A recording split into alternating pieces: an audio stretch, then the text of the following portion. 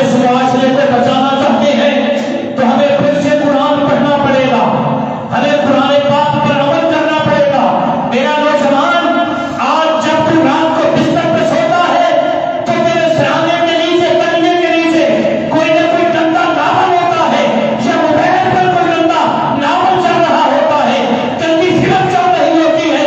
کاش کے وقت کب آئے گا کہ میرا نوجوان جب سوئے گا اس کے سرانے ایسی کتاب ہوگی جس پر اولیاء اللہ کی باتیں لکھی ہوئی ہوگی، اللہ کے محبوبوں کی باتیں لکھی ہوئی ہوگی، قرآن پاک کے راستے کی باتیں لکھی ہوگی۔ اگر آج یہ مسلمان اس بات کو اپنا لے تو ہمارا معاشرہ پاک ہو جائے گا، ہمارے معاشرے کی اصلاح ہو جائے گی۔ میرے بھائی، اللہ نے فرمایا جب تو ان چیزوں پر عمل کر لے گا تو پھر تجھے کیا دوں گا؟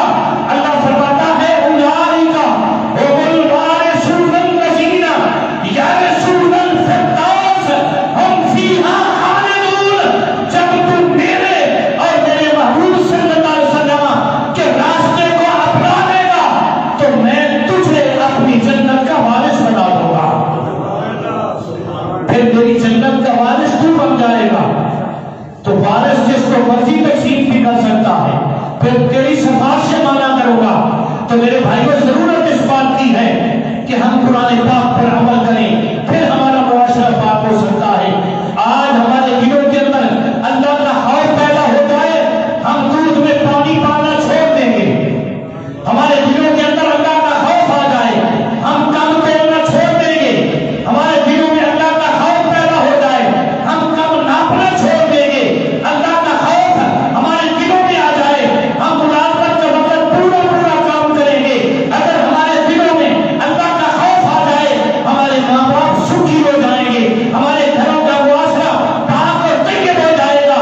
اگر ہمارے دلوں کے اندر اللہ کا خوف آ جائے، ذرا غور کرنا، یہ سورہ مومنون جو ہے یہ مکی سورت ہے، ابھی مدینے والی زندگی شروع نہیں ہوئی۔ تو میرے کریم آقا علیہ الصلوۃ والسلام نے اپنے صحابہ کی تربیت مکے سے شروع کروا دی ہے کہ مدینے میں ہماری حکمرانی ہونے والی ہے، مدینے میں ہمارا ایک معاشرہ تشکیل پائے گا۔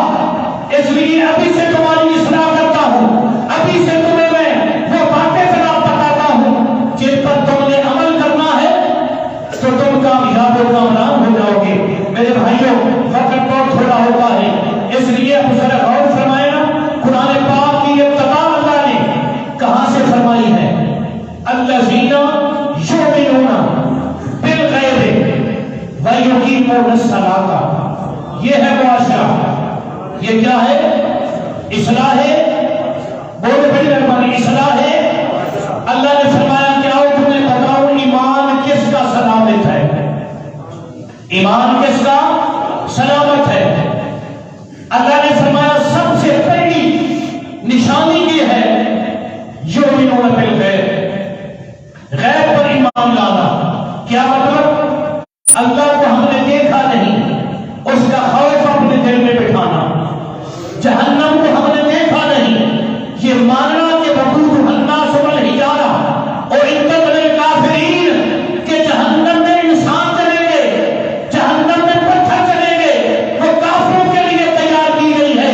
میرے بھائیوں، اس سے بچنا ہے ہمیں۔ ہم نے جہنم کو دیکھا نہیں لیکن اس پر ایمان رکھنا فرض ہے، ہم نے جنت کو دیکھا نہیں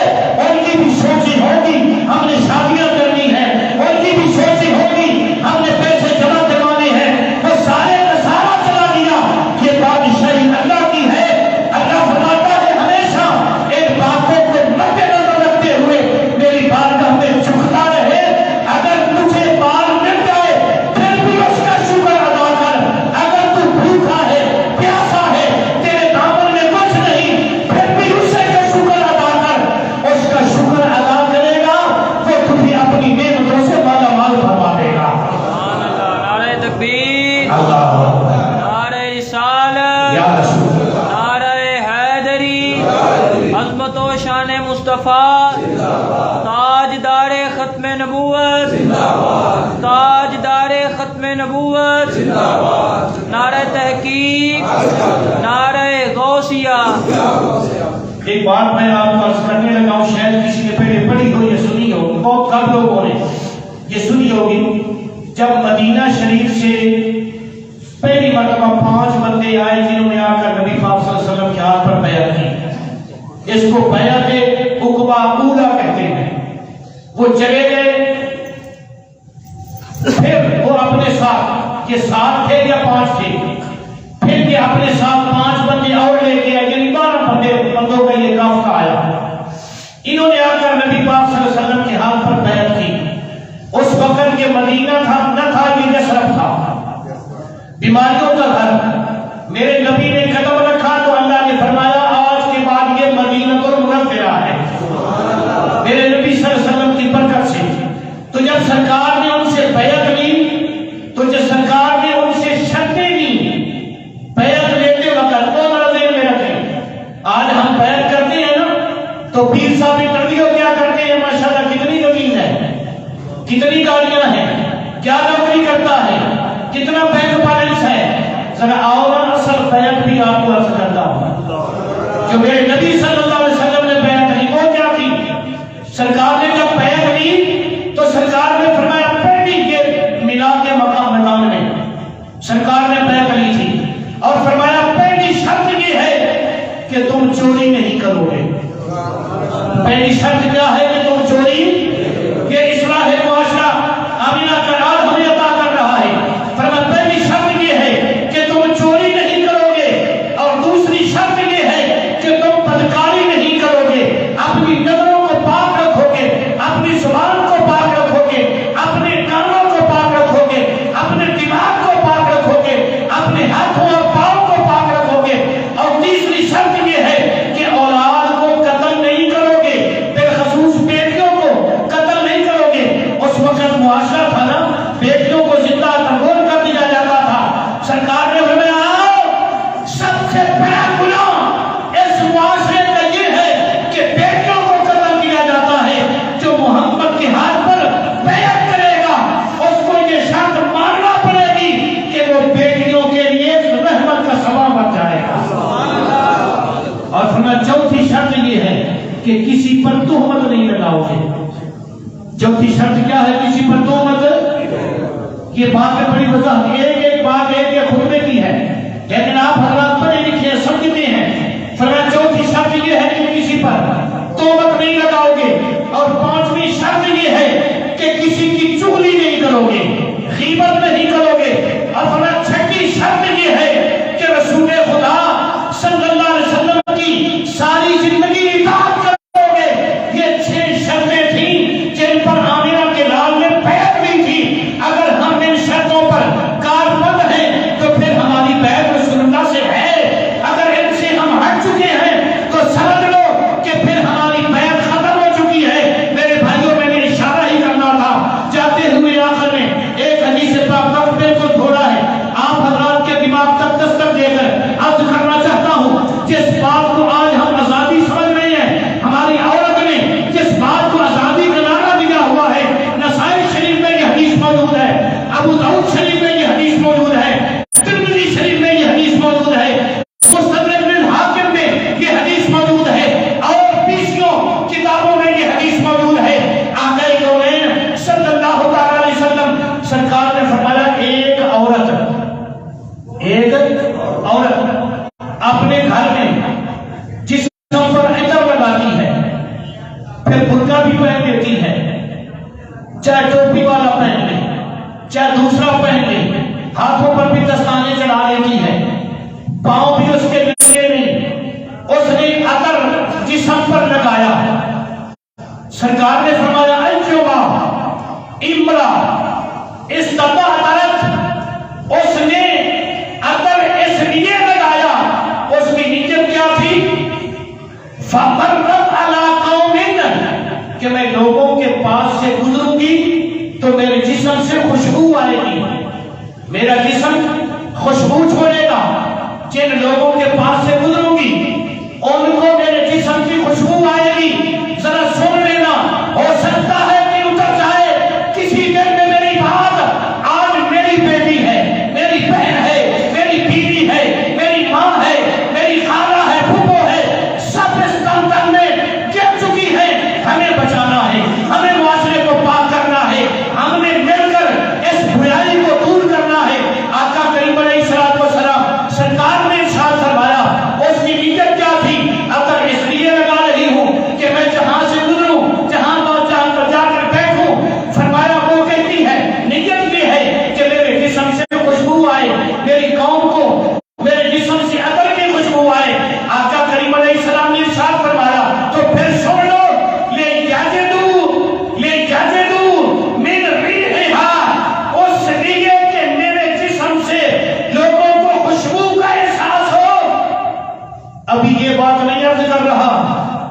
کہ ہمارے معاشرے میں کیا ہو رہا ہے، ہمارے کالجوں یونیورسٹیوں میں، ہمارے دفاتر میں کیا ہو رہا ہے، وہ یہ دور کی بات ہے۔ ابھی اتنی بات عرض کر رہا ہوں، اس کے ذہن میں صرف یہ بات تھی کہ لوگوں کو میرے جسم سے خوشبو آئے۔ آقا کریم علیہ السلام نے فرمایا فَهِيَ ثَانِيَةٌ، میں ترجمہ نہیں کر سکتا، ہو سکتا ہے اس لفظ پر لوگ میرے مخالف ہو جائیں کہ یہ آزادی چھین رہا ہے۔ آقا کریم علیہ السلام نے فرمایا اس اتنی نیت پر وہ کیا ہے، وَهِيَ ثَانِيَةٌ، جس نے جسم پر خوشبو اس لیے چھڑکی۔ ابھی یہ ملاوٹ مخلوط تعلیم کی بات نہیں کر رہا، ابھی یونیورسٹیوں میں لڑکوں اور لڑکیوں کا میلاد حق نہیں کر رہا، ابھی اسمبلیوں میں یہ اکٹھا ہونا حق نہیں کر رہا، ابھی دفتروں میں مل کر ایک عورت ہوتی ہے 25 مرد ہوتے ہیں، یہ بات نہیں عرض کر رہا۔ یہ معاشرہ تیرا ہے، اس معاشرے کو تو نے اصلاح دینی ہے، اس معاشرے کو تو نے پاک کرنا ہے، یہ تیرے کندھوں پر ذمہ داری ہے۔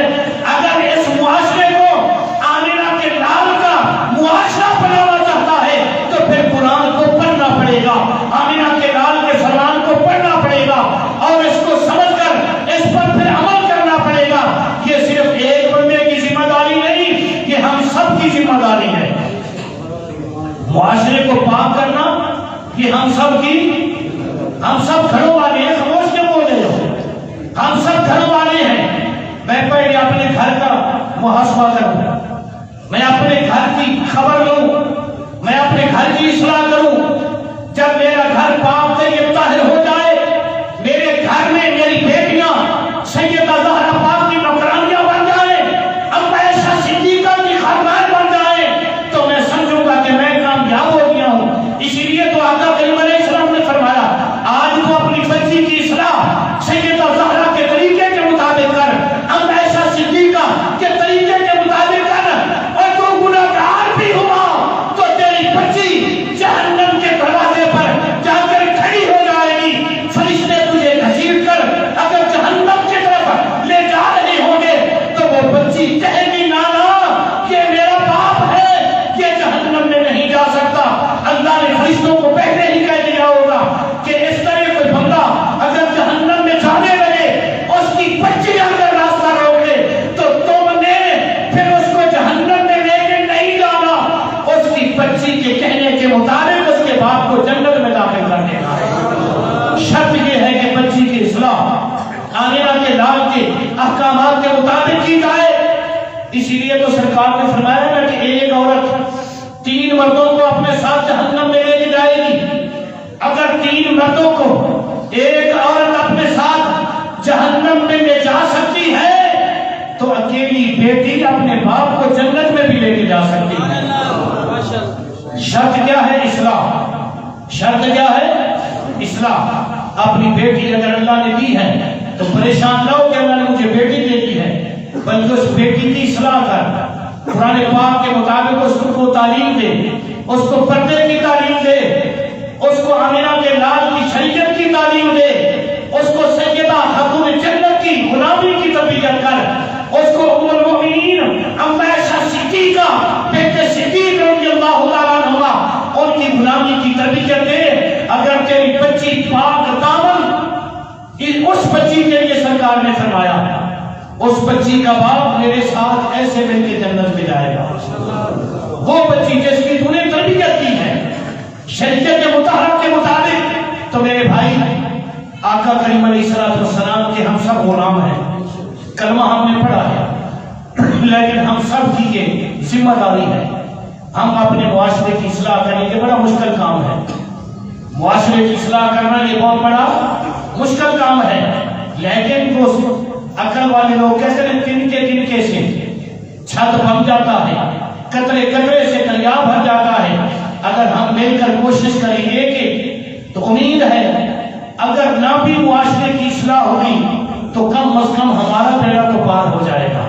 شرط یہ ہے کوشش کریں اس معاشرے کو آمینہ کے لال کا غلام بنانے کی۔ آقا کریم علیہ السلام سرکار کی سنتوں کا درس دیں، سرکار کی سنتوں کو زندہ کریں۔ آج ایک سنت کو زندہ کریں گے 100 شہید کا اللہ ثواب عطا فرمائے گا۔ تو شہید کا درجہ تو آپ کو پتا ہے نا کہ وہ قبر میں جا کر بھی نہیں مرتا، یہ ایک اس کی نیکی ہے۔ تو جس کو اللہ 100 نیکیوں کا ثواب عطا فرمائے گا، بتا وہ کیسے قبر میں مرے گا؟ آمنہ کی رات تو قبروں میں زندہ ہے۔